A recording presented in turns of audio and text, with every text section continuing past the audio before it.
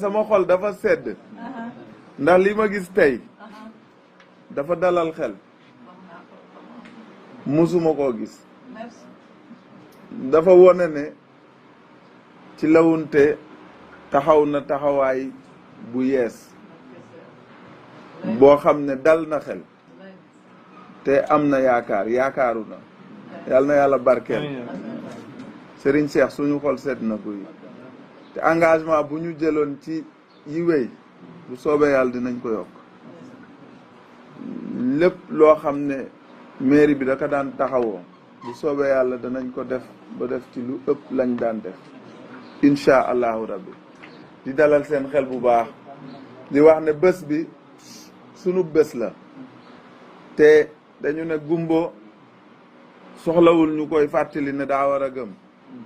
xam nañ lañu fa war xëy na am daa tolluwul ni ñàkk waaye bu fekkonte woon ne mën nañ ko am nañ ko tey yoon bi ngeen jaar bu ngeen di ñëw day fekk ñu goudronné ko wax naa ko fi waxaat ko dama gëm ne ci la unte dafa nekk un village spécial ñu war ko darajaal spécial mu am un statut spécial ma gëm ne it daa war a am forage u boppam mu autonome ci lépp yooyu ay gëm-gëm la yoo xam ne gëmuma ko pour wax pour dóor gëmuma ko pour wax pour politique waaye dama ko gëm parce que loolu ngeen yelloo loolu maam Tafsir loolu la yelloo te dañ ko war a defal waaye suñu yéene mooy balaa ñu fiy jóge yooyu ñu def ko mooy tali bi ñu goudronné ko poste de santé ba moom waxatuñu ko CM bi taxaw forage ba taxaw mébét yëpp taxaw kon di leen jox dig daje incha allah balaa bés ba ca bés ba ak après bés ba parce que taxawaay yi ci ñett yooyu rek lay doon di ñaan nag ngeen ñaanalal ñu suñu kilifa gi wax naa ko sànq ci réunion bi fi jàll kii daa def ci arrondissement bii loo xam ne nit musu ko fee def te gëmuma ne nit deeti na ko fi def gis ngeen ko gisaat ko gisati ko toog ngeen toogaat ak moom toogati te ca tumbulu saane ba ci moom ku fi jaar ci sous-préfet xam naa la parce que yàlla daa dogal sama maam nekkoon fi waaye taxawaay bi muy taxaw di ko taxaw Touba Toul di ko taxaw commune yëpp rawatina nag Touba Toul parce que ñëpp dañoo xam suñu diggante am na sax ñu naan ko da ngaa féeteeg maire Touba Toul lu mu wax loolu nga wax waaye nag féete ci dëgg ci jub ci jubal ci loolu lañ ànde da koy faral di wax nee na sous-préfet bu xaritoog maire rek ñoom ñaar ñëpp ñu ngi ci dëgg ñu ngi jubal waaye bu fekkente ne dañoo am tiraillement am na ku bëggoon a def lu dëng morom mi bañ parce que samay acte yi may jël mboolem décision bu may jël loi bi dafa santaane ñu indil ko mu càmbar ko xool ndax méngoo na ak loi approuvé kon bu ma jëlee lu dëng bëgg mu jàllale ko bu ko jàllalewul amaana mën nañu am xat-xat waaye loolu yàlla dimbali nañu amul sunu diggante moom tamit musuma sant lu dëng kon préfet ñu ngi lay ñaanal di la sant di la gërëm di ñaan yàlla yokk garaat yi yàlla mën na ko yàlla na ko def. lii si gën a nekkoon préoccupation muy yoon bi te ñi ko seq ne mu wax nañ ko danañ ci waxtaan ak waa AGEROUTE danañ def lettre yi mu dem entreprise yi nekk nag au niveau local aussi danañ solliciter seen accompagnement parce que aussi yoon bu baaxul mën na andi ay jéye te bésu mel noonu dem bi ak dikk bi da si am solo parce que kuy jóge si kër da nga fas yéene dem si jàmm fekk fa jàmm waaye delluwaat jàmm bàyyi jàmm te yow bu fitna amee dana andi jaaxale si kilifa diine yi moom loolu danañ ci bàyyi xel. beneen bi mooy wàllu sécurité bi disposition yi ñu war a jël yëpp dinañ ko jël déjà def nañ correspondance yi dana dem danañ ko topp te am naa yaakaar ne couverture sécuritaire bu mucc ayib danañ ko am parce que bés aussi li may faral di wax ñii gàmm ñu ngi gàmm waaye ñii raas dem ñu ngi raas dem donc noonu danañ ci fexe ba keneen ku fa laneen andi laneen di nga fa fekkal laneen waaye keneen ku fa bëgg andi jàmm fekk fa jàmm donc moom dinañ jël matuwaay ak kii ba bés boobu duñu gis koo xam ne kii duñ ko mën a perturber loolu service yi jël nañ ci engagement ñu leen di féliciter au passage wàllu Senelec ak yow engagement yi ci jël yëpp ak xam ne ñoom dañ si ànd ak maire notamment Saliou Mbow mi nga xam ne moom moo yor wàllu électricité muy ku am Pastef danañ ci ànd ba li ñu bëgg si bés bi danañ si benn duñu yem foofu sax danañ solliciter par écrit ANER mu jàppale ñu si lampadaire solaire yi bu ko defee ci la dëkku fii ne la ñu éclairage public ñu mën ko renforcer parce que moom jaw ko dinaté yi moom bu leeree ñu taxu waaw te nañ fexe ngoon dëkk bi lépp luñ ko mën a fexe ba mu leer ñu leeral ko wàllu ndox mi danañ ci ànd ak AGEFOR ak service technique comme hydraulique ba war dëgg yàlla rupture du am comme ni ñu xalaatee parce que délestage Sénégal wax na ko délestage amatul parce que Sénégal actuellement li mu am ci courant di ko jaay moo ëpp li nit ñu soxla te ko xam ne ki da ngay jaay ñi di jënd doo couper courant bi ngoon nag su paan amee parce que machine la mën na xëy paan comme oto comme ni nit di feebare mais su boobaa aussi dinañ jël matuwaay yi ñu baax nañ ne ñu fexe préparer benn groupe électrogène préposé ko bu yow ko amee ñu mën ko wàllu santé bi aussi waxtaane noonu ñooñ ko waxtaan naa si ak médecin chef joxe na accord am dinañ fexe am benn poste médical avancé wala ñaari poste médicaux avancé yoo xam ne yi dana nekk si kër sëñ bi wala si penc mi bu ko defee parce que nit ñi dañu wëre di waaye dañu xër si diine ku ñëw foofu am ba gàllankoor ñu mën la toppatoo jox la ay comprimés bu la laajee ñu référé la ñu yóbbu la si centre de santé bi ambulance yaa ngi fa ak yow yooyu yëpp médecin chef dana jël matuwaay yi ba vraiment loolu dara du fa jafe wàllu service d'hygiène ak assainissement SONAGED ñu ngi koy remercier au passage di leen wax rek ni ñu daan def rek nañu fexe ñu def mécanisation ñu fexe dindi sën yëpp def ay polybène ak ay caisse poubelle ba dëkk bi bu ñu mën a màggal si jàmm delluwaat ci que ñibbi ku ñibbi te dëkk bi du salte bu fekkee ne oto bi bii jël mbalit bi du faral di ñëw ci la aussi nañuy fexe muy dugg ci la di jël caisse polybène yi ak caisse poubelle yi di ko mën a yóbbu parce que aussi dëkk bu mel ni ci la bu ñu waxee nii ne vraiment mbalit bi dafa bari loolu dafay nekk loo xam ne lii jaaduwul si dëkku diine parce que l'islam kooku di wax l'islam wax set ngoon loolu war nañ ci veiller ba même bu màggal gi passé ñu fexe organiser wu bu ñu am place yoo xam ne yi nit ñi tënku ci parce que àddina organisation rek la mais nit ñi bu ñu bëggee jàpp ne mbe waxee mu ne mbeddu buur la fu ma neex laay sotti kenn du wax loolu yow yaa ngi lor sa dëkkandoo Mamour waxu la dara sous préfet maire waxu la dara mais yàlla mu lay gis te aku dëkkandoo fële kenn du la wallu mais loolu nañ ñuy sóor li ñuy def ñun buñ doon dem am passeefu bañ a tilimal coono yi duñ ci fekk mais ku ne rek da nga jàpp ne mbeddu buur la te ñun ñooy buur parce que ñoom moom mbedd mi bon nañu fexe toppatoo suñu environnement ba ku ñëw suñu dëkk yi mu naw ñu waaw organiser ay kuréel di def setal di bañ a xaar bés bi parce que loolu dafa war a nekk suñu quotidien parce que suñu réew aussi ñu ñoo koy jaay loolu moom vraiment maa ngi si exhorté nit ñi comité d'organisation bi di leen sant bu baax waaye di leen ñaax aussi si wàllu cérémonie officielle yi parce que la net boo fàttala ko daaw ñun daanaka ñëw gendarmerie ak mais xaar nañ fa lu doy nu waxtu gisuñu kenn kew dama yërëm sax sëñ Mamour waaw gisuñu kenn jox nañ ñu heure ne bu timis passé nee naa mais ñu taxilu dem nañ ba géewe passé ñuy sow ñëw waaye gisuñu kenn sëñ Mamour bi muy ñëw ay daw lay ñëwee taxul yàgg na fa jaaxle lool yow aussi nañ ko organiser bu ñu nee fekkee heure boo arrangé ngeen jox ñu heure boo leen ñu 22h ñu ñëw 22h mais boo leen ñu ne ñëw leen ginnaaw timis ñu ñëw gannaaw timis toog ba 9h gisuñu kenn ba ñuy commencé cérémonie bi daanaka kenn newul si penc bi imam moo ñëw wax dëgg yàlla nekk fa gunge ñu te bés boobu dafa bokk si li taaral màggal gi parce que bés boobu si la administration ak kilifa yi di saafonto parce que ñaari yow la spirituel ak temporel dafa mel nii jigéen amee ñaari weenam askan bi dafa soxla namp ci ñaar yëpp yéen dafay bés yoo message yoo leen xam ne dangeen koy wax yu tàggat ruux yi yu tàggat xol yi taalibe yi xamaat seen bopp administration si fàttali njabootam fii administration toll li ñuy digle ak yu ñuy tere te loolu benn la moo tax bés yooyu bokk na si liy taaral moment boobu cérémonie bi mais gis naa ne dañ koy yenn saa yi xaw a desee jox gëdd bi bon ñu bu su tolloo ñu jox ko wàccuwaay bi ba pare teg ko li yoon wax parce que du tribune politique lu ne xalaatee cérémonie officielle dafa am ku fa am kaddu ak ku fa amul kaddu cérémonie officielle administration bés boobu administration ñaar ñoo ko fa représenté man bu ministre bi ñëwee du ma wax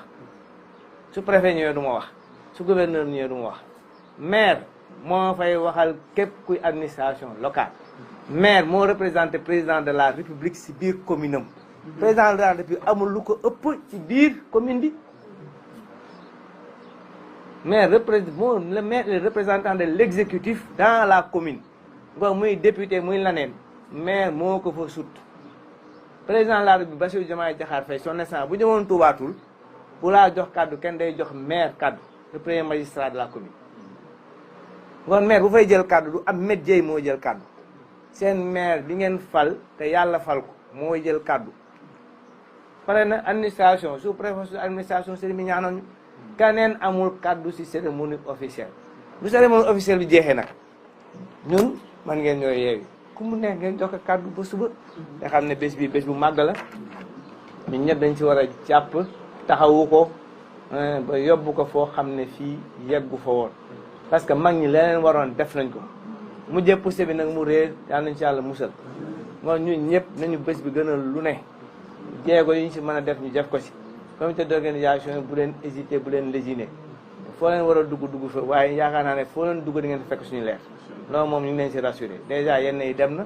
te yeneen incha allah buñ naa pare tey dinañ ci dem di sàkku na ngeen dolli ñu ñaanal si mission bi ñu suñu borom dénk. Mamour Ngom secrétaire de l'organisation Magal Thilawunte waaye en même temps chef du village Thilawunte chef de service yi nga xamante ni ñoo fi daje ñëpp ci wàllu yoon yi muy AGEROUTE nga xamante ni ku wax màggal wax dem ak dikk yoon wi nga xamante ni moo dugg ci la des rang yoon woo xamante ni bëgg nañ ñu grateel nu ko waaye nag bëgg nañ nag état bi muy premier ministre ak président de la république am ci taxawaay ba yoon wi ñuul ku wax màggal di nga wax set waaw SONACED jël nañ ay mesures ci jàppale ñu ci setuk dëkk bi waa service d'hygiène ñoom itam taxawaay yi nga xamante ni moom lañ doon am wax nañ ne dañ koy yokk waaye dara du ca wàññiku ñu ñëw ci gendarmerie muy sécurité wax dëgg yàlla taxawaay bu am solo doon nañ ko taxawu màggal gi ñoom itam wax nañ ne lañ daan def dañ koy renforcer waaye duñ ko kii ndax màggal buñ ko waxee ñii raas dem dañuy duggaale ci biir kon nag sécurité bi bu amee rek maanaam dana tax yenn yi nga xamante ni bis bi taxu koo jóg yooyu yëpp dana ci bañ a am. sapeur pompier wax nañ ne taxawaay bi nga xamante ni ñoom war nañ koo am ci bis bi ñoom itam dinañ ko taxaw. Senelec xam nga ne dëkk bi am na courant waaye nag am na ñooñ bëgg nañ ay compteurs yu bees loolu wax nañ ci ñoom jël nañ ci matuwaay yoo xamante ni extension bi nga xamante ni war nañ koo def itam wax nañ ko monsieur le maire waaye nag ñu ngi koy jottali président de la république nga xamante ni dëkk bi yokku na waaye nag kon courant bi dafa war a jàll ci kër yi yëpp kon ñoom itam jël nañ ci mesure ci wax ne képp ku def demande ci bis bi di nga jot ci courant bi ku wax bis di nga wax bernde sécurité alimentaire wax dëgg yàlla sous-préfet wax na ay matuwaay yi nga xamante ni comme mooy représentant d'État jël na ci ay matuwaay yoo xamante ni dina ko jàllale yëpp fi mu war a jàll ñu itam taxawaay biñ ci war muy bind itam incha allah danañ ko taxaw chef de service yi fi daje muy eaux et forêts yëpp kenn ku ci nekk jël na matuwaay yi nga xamante ni war na ci bis bi nga am ci taxawaay bu mat sëkk kon nag wax dëgg yàlla li nu tënkee ci jataay bi buñ ñu ko defalee niñ ñu ko waxee kon li sëriñ bi bëgg ci bis bi dina ko amee noonu. daje nañu fi ngir waajal màggal ak sant sëriñ ci la tafsir ci dëkk ba ñuy wax Touba ci la samedi le 7 février 2026 incha allah sëriñ Ndiaga Sylla mi nga xam ne mooy xalifa bi nag yàlla dogal magam wàcc ci loo xam ne ci semaine rek lay toll mu wutu ko fi waaye li fi mag yi bàyyee woon ak fa mu tàmbalee woon mooy ba mu doogee li nga xam ne mooy liggéey bi lépp da koo teg ci loxoom njaboot gi bi ko yàlla andee moom loolu la def dafa seet ki mag ki njaboot gi mu teg liggéey bi lépp ci loxoom ni ñu ànd leen jàppale ko loolu nag ci la ñu nekk fi mu nekk nii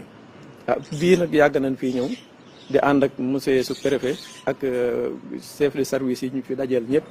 ñuy waxtaan ci loo xam ne nii day jëmale màggal gi anam ay bay fexe ba ñu mucc ayib ci lépp loo xam ne nii dina doon ab yàq-yàq ci service bu ci ne lam yore ndax ku mel ni Senelec bu coupure courant amee yàqu-yàqu day am waaw lu mel ni le service d'hygiène bu set amut moom it liggéeyam day xajam ñeneen ñi ci des ñëpp noonu lañu waaye bi ñu waxtaanee ak ñoom nag ñoom ñëpp kenn ku ci nekk jël na engagement yoo xam ni wax dëgg yàlla dal na xel te rafet nañ ci njort am ci yaakaar loolu yal na ko suñu borom àggalee waaw yal na yàlla yóbbu ca bis ba daal ginnaaw bu ñu santé sous-préfet ak ñoom fi dajaloon ñëpp ak monsieur le maire daal même yéen ñi tamit yi nga xam ne yéen yi taskatu xabaar yi ñu ngi leen di sant bu baax di leen gërëm di leen ñaanal suñu borom musal leen te seen liggéey yal na yàlla jàpp leen ba ngeen am ci ndam ndax at mu jot bu nu ñëwee nii la ñu koy àndeeg yéen ba mu egg bu ñu fi jógee bisu màggal ga noo koy ànd ba màggal gi jeex nu mu daa doxee nag yàlla na ko yàlla jëme kanam bi jaax na bi Moussa ñu ngi leen di gërëm di leen sant. Amdi Silla, je suis membre de la commission des finances du Daïra. Et comme Baye Mamour vient de le dire, nous sommes ici à Thiénaba, à la sous-préfecture, en prélude du grand magal de Tchilewunte, prévu le 7 février 2026. Le CLD a été présidé par le sous-préfet, avec tous les chefs de service qui doivent concourir à la réussite de l'événement. Dieu merci, ils étaient tous là et ils ont pris des engagements fermes pour le bon déroulement du Magal. En commençant par la Sénélec. L'année dernière, nous avons vécu